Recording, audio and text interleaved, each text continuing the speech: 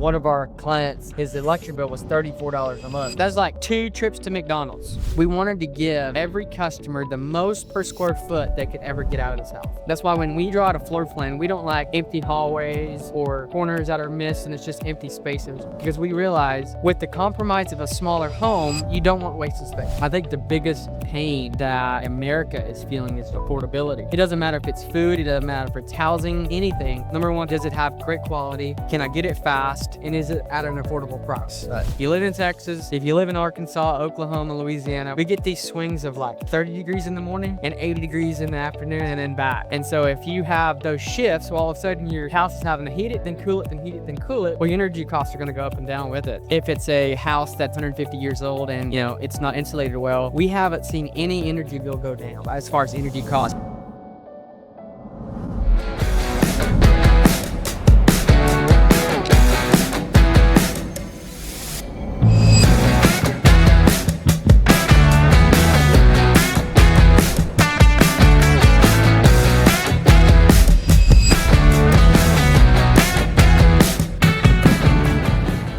Hey guys, welcome back to the Tiny Home Podcast. Today we got an episode coming out that we're going to be going over the energy costs that are pressing down on your paycheck.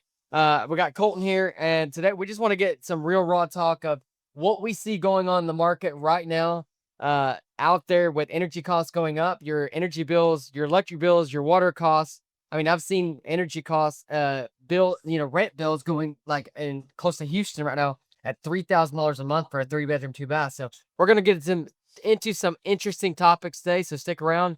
And if this podcast has helped you in any way, make sure you go like it, subscribe it, and we'll get right on to it. Yeah, and I think you hit the nail on the head. It's not even about any efficiency or energy costs or anything like that. It comes back to affordability. Why are people going from a rent house that might be 100 years old? Well, number one is the energy cost, because it's not insulated. Right. It's 100 years old. It's got cracks. And if you live in Texas, I'm just saying, if you live in Texas, if you live in Arkansas, Oklahoma, Louisiana, we get these swings of like 30 degrees in the morning and 80 degrees in the afternoon and then back.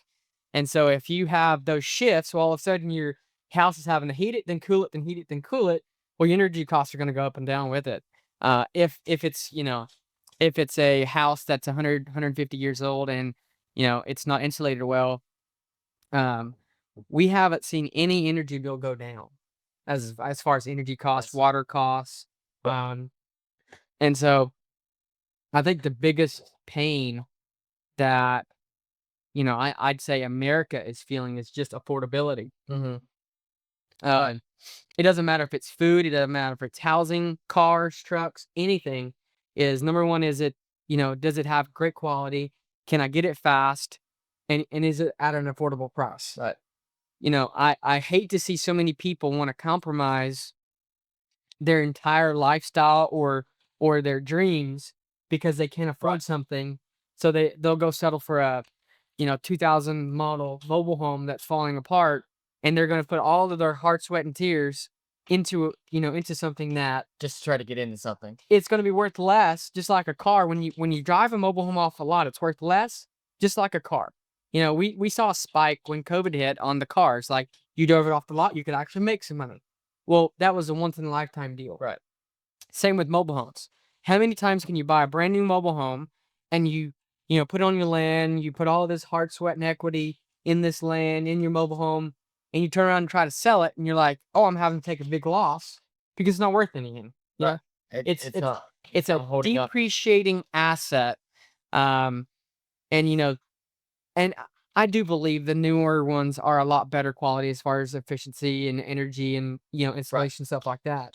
But that's why, when it comes to energy costs, we use the top grade, only approved insulation for FEMA, which is closed cell insulation. Yeah. Why do we do that? And you could also ask, why does a manufactured home manufacturer not use closed cell for insulation? Well, one is application. Nobody knows how to apply it correctly. Right. We got lucky as owners. Is my dad, he spray foamed for 25 years. 5+ years. And we had that knowledge going into insulation when we first started the company. We were like, We only want the best. Right. There's so many companies out there that they number one, the cost to get into a machine is high. So that's starters. But then a company would have to hire experts upon experts just to make sure the machine ran, just to make sure, they applied it correctly. And that's why most companies don't do it, because it's harder, but the customer is getting the better end of the deal. Which that's some of the biggest challenges that I feel you guys are, that are out there, that are, your energy bill, you've seen it go up. One of the biggest reasons why that's happening is in the state of Texas, there's an average of 1,200 families a day moving in, which in order for, everything to advance and get bigger, there's costs that involve with, people, with, moving the grid out, moving water, moving electric, moving, all this stuff out, which they're going to try to pass along you. So if you don't go don't buy the right home with the right insulation, and you're not sufficient, like make sure the windows are right. And the windows that we use are R42 value, whatever it is, as far as it pass the test. But all these challenges that people are facing, if you have an old mobile home or an old home that don't have good insulation, your electric bill could be $300. It could be $600 for sure, Or 1,200 or 1,200 2,000 with on the square footage. right. If it's 20 degrees at night and then 60, 70 degrees during the day, you're trying to have, some comfortable living, which if you go with the spray foam insulation, we got lucky, and my dad, he taught us how to apply it, which is right now it's one of the easiest things to do. If you have an expert, or if you grew up doing it, that will save you tons of money. And, back to affordability, you have to apply it to where people can still afford it. Right. You go out there and get these quotes or whatever to respray from your house or whatever. I mean, you can't really get it inside the walls unless it's you take something off. Right. To, unless you remodeled it and strip it down to the bare studs. Yeah. But it's not, we're talking about new housing. How many new houses right now are getting spray foam insulation? A lot of them. A lot. Why? Because it's the new insulation going forward. Like I said, FEMA has the close of, if I'm right, is the only approved FEMA insulation out there. Mm-hmm. And why is that? Because it's airtight. It's a lot better, guys, and it's going to cut down on your efficiency and your utility bills by a long shot. So I got a question right here, and this is how you guys can save with modular homes. Everything that we build here at Saddlebrook, how modular homes can save. What makes a Saddlebrook home different in terms of insulation, seals, and the materials that we use, as far as closed cells sealing everything up in these homes that we build, versus saying, hey, I'm going to put a rolled insulation in R19, but it's going to have, airflow. It's going to be open. So with cathedral ceilings and modular, those are good for attic spaces, which, as limited square footage is, why would you want an attic space? You want to utilize the most per square foot you can. That's another reason why we chose spray foam is, we didn't want an attic space. We didn't want a crawl space. Why? We wanted to give every customer the most per square foot they could ever get out of this house. That's why when we draw out a floor plan, we don't like empty hallways or, corners that are missed and it's just empty spaces, because we try to utilize every inch of square footage that you have, because we realize with the compromise of a smaller home, you don't want wasted space. Right.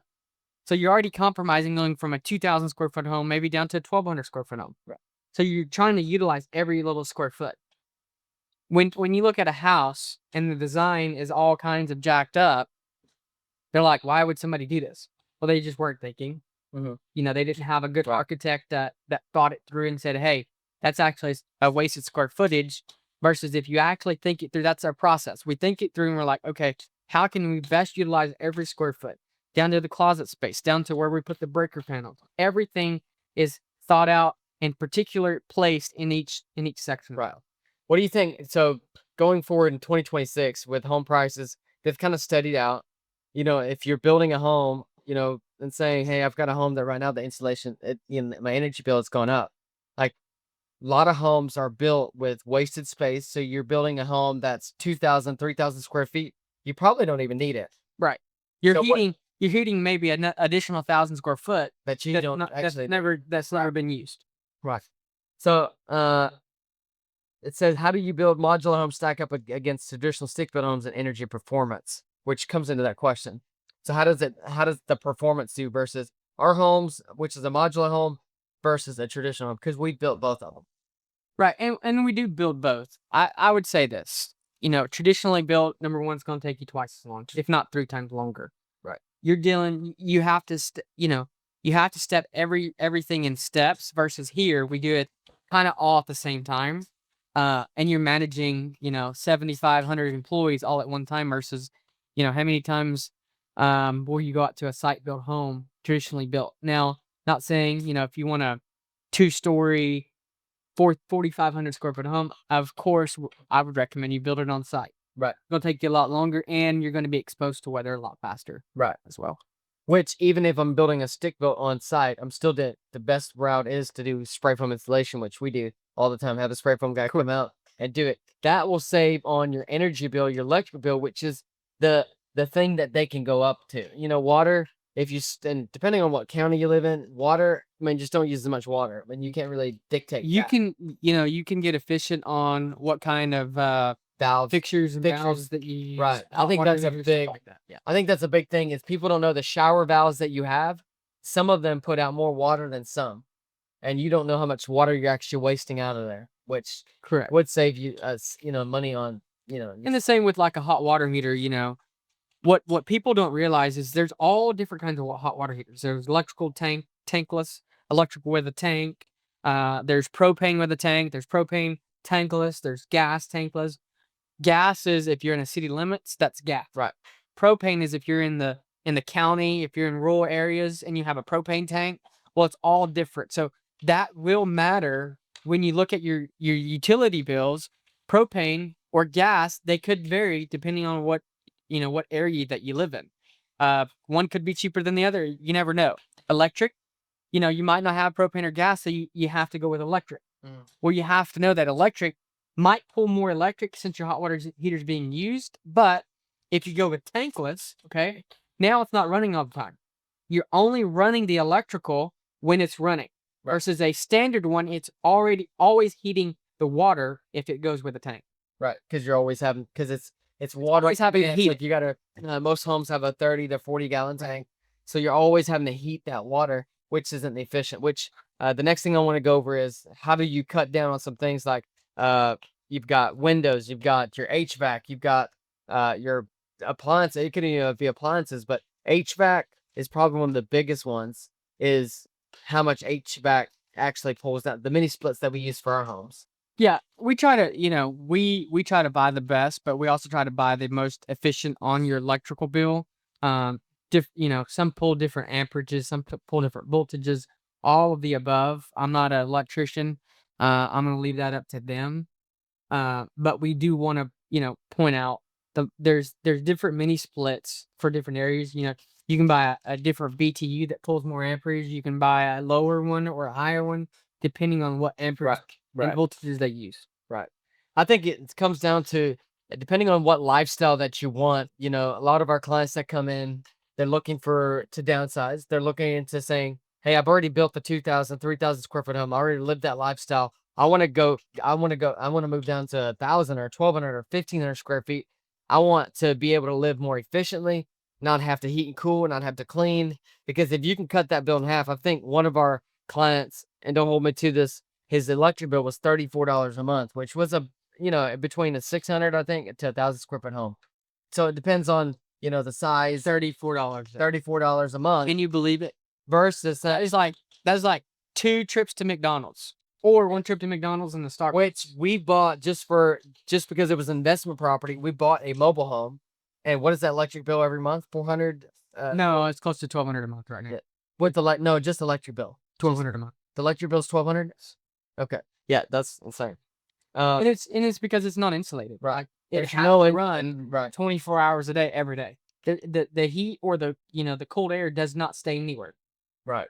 Which just goes to show you that when you don't have an efficient home with the right windows, with the right appliances, everything that is getting built right now, with everything being out there for efficiency, which is your HVAC, your appliances, your hot water heaters, the way that your insulation is applied. If you think about it, if you can save $100 here, $500 here, it starts adding up to where your lifestyle's change, which I think we're coming into a time where if you don't start getting start spending right, you're gonna have to make more money because inflation's going up, and your money's not gonna be able to. You won't have enough to go around. So I think that's what we're. I mean, we're what is it like $100,000? What 20 years ago or 30, 50 years ago is worth what 200 something? Like up to now, and so like here's what I'm seeing, and it's not, and it's I've talked to business owners, I've talked to people from all areas and genres of the universe. They all have one core problem, Kyler, and number one, saving. When if you had a hard time saving, drop in the comments and just say you've had a hard time. The number one problem that people say today is it's harder to save money today than ever before. Why? Because we want convenience. We also want a lifestyle that we choose that we don't really want to give up. But then also, everything just costs more. Mm-hmm. Groceries. I love what the Trump administration is doing, but it's not great today. It's not an environment today that we can just go out and spend $450,000 on a brand new house. It's not reality today, Kyler. Right. It's not. Right. I went to McDonald's for two people was $35. Right. For McDonald's food. That is junk food that has no quality and very expensive. Right. At this point, of course, somebody making $14 an hour or whatever minimum wage is, well, how many times can they go to McDonald's and pay rent and pay their car payment and pay health insurance and pay their car insurance? They have nothing left. Mm-hmm. Let alone when they go to, I want, my dream is owning my own home and not having to rent from this landlord that doesn't care about me. Right. Which is what we're seeing, a lot more rents. The rental market going up because the affordability of the stick built, the traditional homes. I call them stick built, but traditional homes, the prices have been increasing so much that in order for you to get affordability, in order for you to get into a home, the cost is so high, you'd have to have 40,000 saved up. Correct. And how many times if you have a kid and they go to college, well, there goes 20, 30, 40,000 there. They want to buy a car, so we buy them a car, and there goes a lot of money there. It's so easy to spend right now and not save. It's crazy. Right. But reality is everything's up. Everything costs more. Everything, I've talked, Kyle, I've talked to so many businesses, not even in this industry, but in every other industry. They're all struggling. So if a company is struggling, do you think that they're out handing out raises this year or next year? Like how many companies that I talked to actually either went back or tried to maintain what they did last year just to survive? Mm-hmm. A lot of them. Right. Which means if the business owners are not growing, that means their employees that actually need the houses as well. Now the raises, the bonuses, everything that they expected are gone. Right. Which makes it a lot harder. But if you're wanting to get out of that place of struggling, you have to change the habits that you're doing, your spending habits. Which is there's still people out there that are buying nice. I talked to a realtor the other day. The homes that are selling are the $1 million plus, and then anything under 200,000. That's the stuff that's selling. But the people that are buying the homes that we build, which is the efficient homes, you got the spray foam insulation. You got a home that's built like a traditional home. They're downsizing because they've got a family member that has a piece of property. They can move outside of the city. They can live where it's more rural, where you can have rural water. You can have a well. If you have well water, that means that you can save money right there. Right. That is the next era that we're moving into in 2026. If you want to build real wealth, if you want to get away from struggling and always not being able to make it, you're going to have to make some different changes and say, hey, I want to actually live a home. I want to actually buy a home instead of renting. Right. Buying something right now that's going to appraise like a traditional build, which ours do. If you put it on a concrete slab, tie it down, and it becomes real property, you can actually grow assets versus paying someone else's rent. Right. But tell me this, Kyler. You mentioned, and we talk to realtors every day. That's part of our business is, we partner with realtors. If you go to Zillow or realtor.com or anything and you search for homes under 200,000 nationwide, what quality of home are you getting for under 200,000 today? Yeah, no, it's a 19 Very, the very 1900s. few are brand new, ready to go, all in, and you walk in, you have new appliances, new countertops, new cabinets. More 9 times out of 10, you're gonna buy a $200,000 home or 100%. less, used, probably needs updated, probably needs remodeling. You're gonna spend another 50 to 100,000 getting it up to date. So when you say, Kyler, they're buying, of course they're buying. But one thing they're getting is they're getting a home they're having to sacrifice. Right. For what? That's why here at Saddlebrook, we don't want you to sacrifice. Right. We want to get you something affordable, something that you want, something that is going to outlast you, maybe your kids, that you can have generational wealth.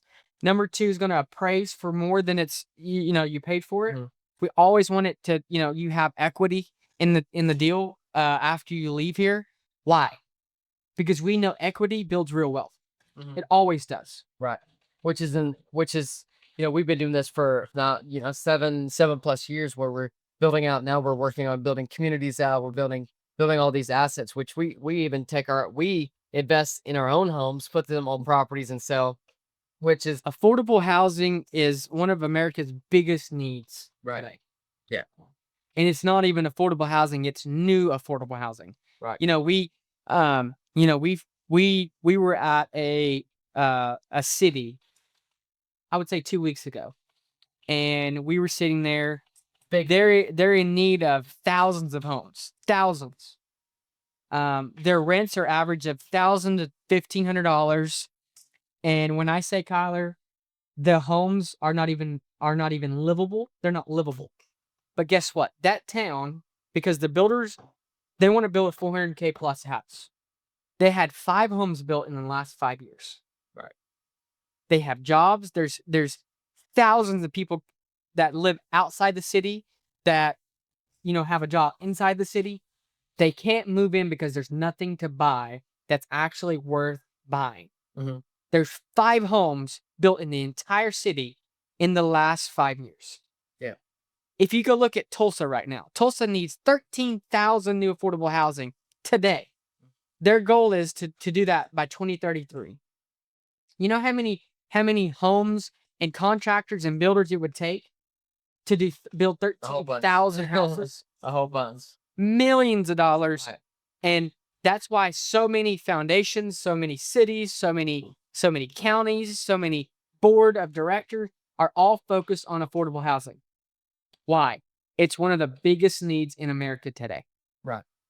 And I believe that the one of the even main people that can help, get affordable housing out, make sure people get this in their hands is which we work with realtors and getting out into more families. Realtor city, campuses, student housings.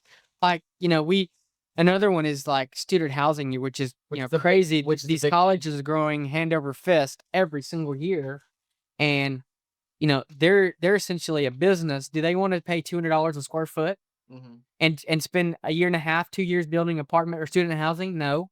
Right. They want something fast, affordable, and something that's going to be efficient and last, which everything we put in our homes. We were talking to one of our student housing colleges, and we were telling them how efficient our homes are. Not only that, but how easy they're to work on.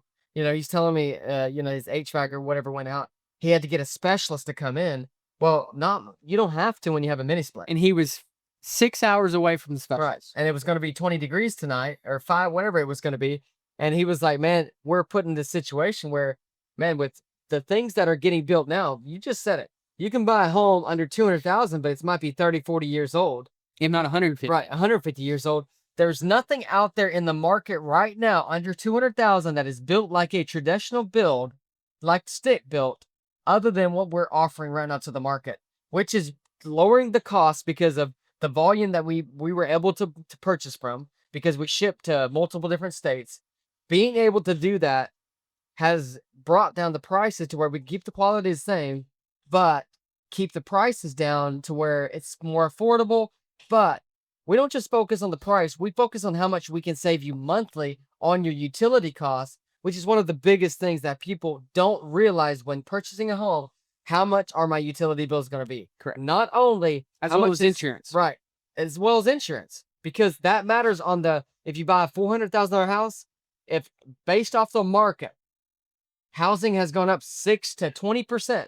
They're going to say, hey, in 5 years, that house is going to be worth 600,000. Well, my insurance is going to be a lot more costly As well versus, as tax. right. As well as property tax. People don't understand. They don't calculate how much their utility bills are going to be. If the house is efficient, they don't realize that. And if I'm buying a home in 2026, I'm doing my research to make sure that what are my utility costs going to be? What is my all-in cost going to be? Because I want to know. That's what's going to keep you from budget. That's going to keep you from saving, like keeping money back and saving, and for you to have the lifestyle that you want, which is traveling, which is, you know, taking your fiance out on a nice dinner, whatever it is. That is going to save you in the long run if you watch out for the 100%. stuff after the sale. 100%. And we're going to make a video about realtors here in a minute. But if this video has helped you in any way, I know it has, give it a thumbs up, like, and subscribe to our page. This is the Tiny Home Podcast powered by Saddlebrook Life. We're changing people's families. We're changing people every single day, and we're here to serve you. Thank you, guys. Peace.